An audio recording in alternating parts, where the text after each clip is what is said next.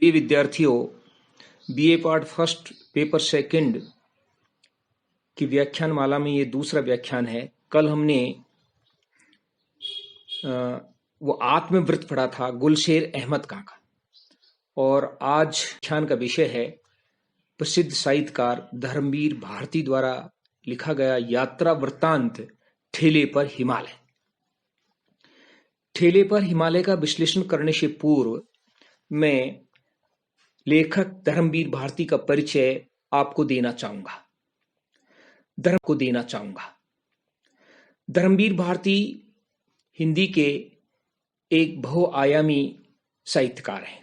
इनका जन्म 25 दिसंबर 1926 को इलाहाबाद में हुआ था और वहीं से शिक्षा प्राप्त करने के बाद इन्होंने धर्मयुग के संपादन का दायित्व संभाला और बॉम्बे चले गए और अंत तक वे धर्मयुग में ही काम करते रहे।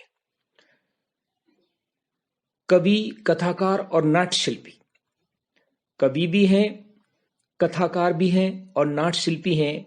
धर्मवीर भारती जो हैं वो हिंदी के एक श्रेष्ठ साहित्यकार माने जाते हैं। गुनाहों का देवता, सूरज का सातवां घोड़ा, ये इनके उपन्यास हैं। और काव्य के क्षेत्र में ठंडा लोहा, 7 गीत वर्ष और कनुप्रिया की विशेष ख्याति रही। काव्यात्मक उद्भावनों के द्वारा राधाकृष्ण के पौराणिक प्रेम पर नूतन दृष्टिपात किया गया है। अब आते हैं कि कवि, कथाकार, नाट्य शिल्पी धर्मवीर भारती एक प्रथम श्रेणी के निबंधकार भी हैं। वैचारिक निबंधों के साथ ही भारती ने व्यक्तिपरक निबंध भी लिखे हैं और समय समय पर उन पर टिप्पणियां भी की हैं। उनके निबंधों के 3 संकलन हैं जो बहुत प्रसिद्ध हैं। पहले का नाम ठेले पर हिमालय है, दूसरा कही अनकही और तीसरा है पश्चंती। ये धर्मवीर भारती के चर्चित निबंध संग्रह है। तो आपके कोर्स में जो निर्धारित है ठेले पर हिमालय, ये उनका एक निबंध है और निबंध संग्रह का नाम भी है। ठेले पर हिमालय निबंध संग्रह का नाम भी है और ठेले पर हिमालय एक निबंध भी है जो आपके इस गद्य की पुस्तक में कहानियों के साथ संकलित है।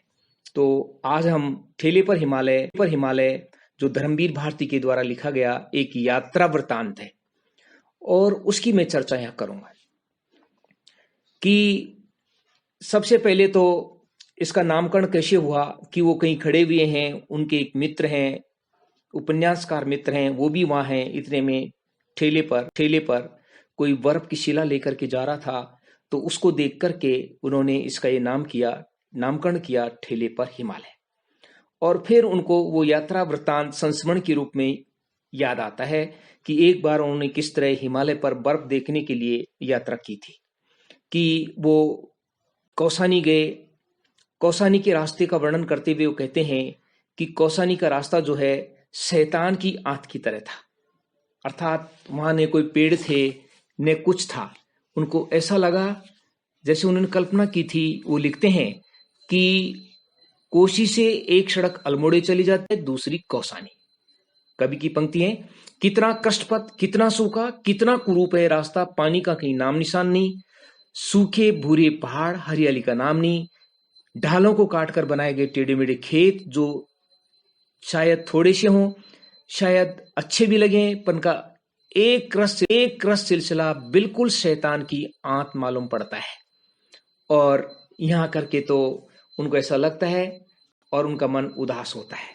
लेकिन आगे जब जाते हैं, वो कोसी पहुंचते हैं, तो उनके जो सफर के साथी थे मिस्टर शुक्ल उनको मिलते हैं। शुक्ल जी के साथ एक नवयुवक भी मिलता है जिसका इसमें सेन नाम से चित्रण किया गया है, जो एक चित्रकार है। उस चित्रकार के शारीरिक संगठन का वर्णन करते हुए लेखक लिखते हैं धर्मवीर भारती कि लंबा दुबला शरीर, पतला सांवरा चेहरा, एमिल जोतलोन, कंधे पर पड़ी हुई ऊनी जर्किन, बगल में लटकता हुआ जाने थर्मस या कैमरा या बाइनाकुलर, और खासी अटपटी चाल थी। ये उस सेन चित्रकार का उन्होंने वर्णन किया।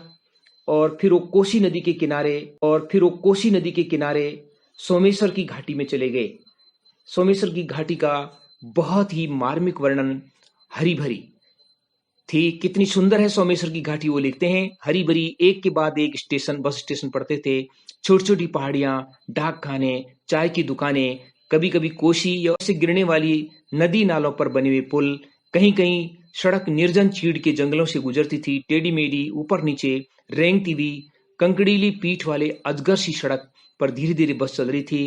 रास्ता सुहावना था, थकावट के बाद उसका सोनापन हमको और भी तंद्रुस्त बना रहा था। और इस तरह से वो यात्रा करते करते कौसानी पहुंचे। कोसी से 18 मील चलाए, कौसानी सिर्फ 6 मील है, पर कहाँ गया अतुलित सौंदर्य, वो जादू सी कौसानी के बारे में सुना था। आते समय मेरे सहयोगी ने कहा था कि कश्मीर के मुकाबले में उन्हें कौसानी अधिक अच्छी लगती है।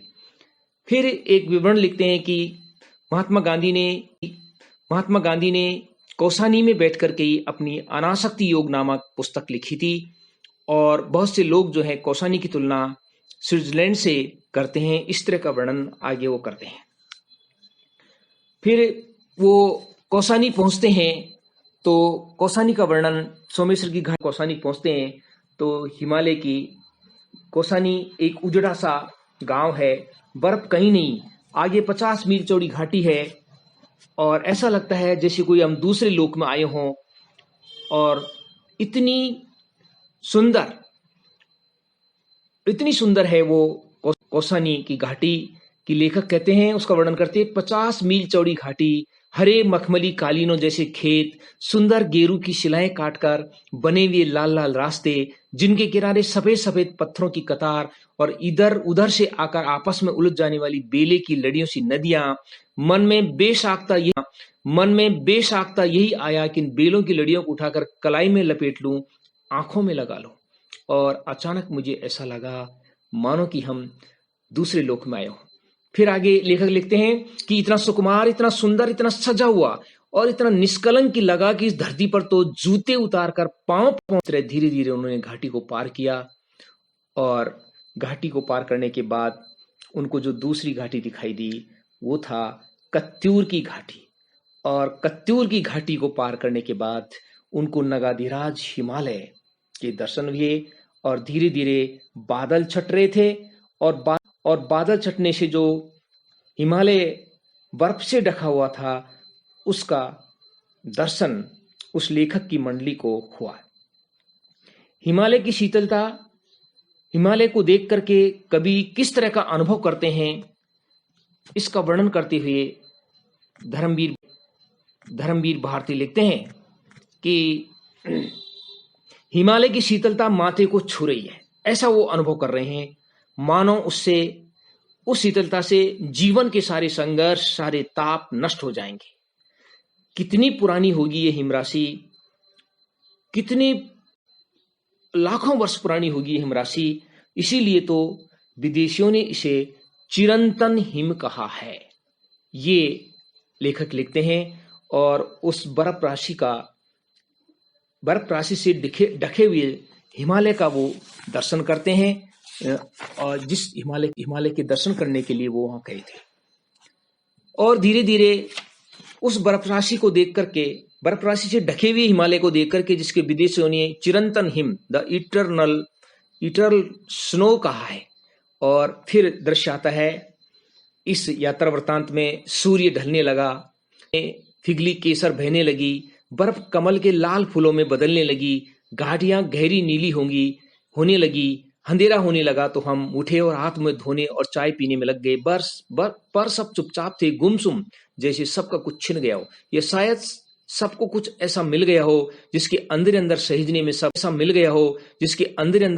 में सब आत्मलीन हो, अपने में डूब गए हो। अर्थात इसका तात्पर्य यह है कि जब सूरज डूबने लगा तो बर्फ से ढके हुए हिमालय का दर्शन जो था वो बंद हो गया और थोड़ी देर के लिए लोग उदास हो गए। लेकिन अंत में वो कहते हैं कि रात हुई, चांद निकल आया और हम फिर बाहर निकले। और फिर उस चांदनी रात में मैंने किस तरह से उस प्राकृतिक दृश्यों का वर्णन किया, चित्रकार सेन ने रात में उत्साहित होकर के कविंद्र रविंद्र की कोई पंक्ति पढ़ी, उसको सुनकर के हम आनंदित हो उठे और वो इतना उत्साहित था चित्रकार सेन कि वो तो शीर्षासन करने लगा। और अंत में 12 मील चलकर ये बैजनाथ पहुंचे जहां गोमती नदी बहती है।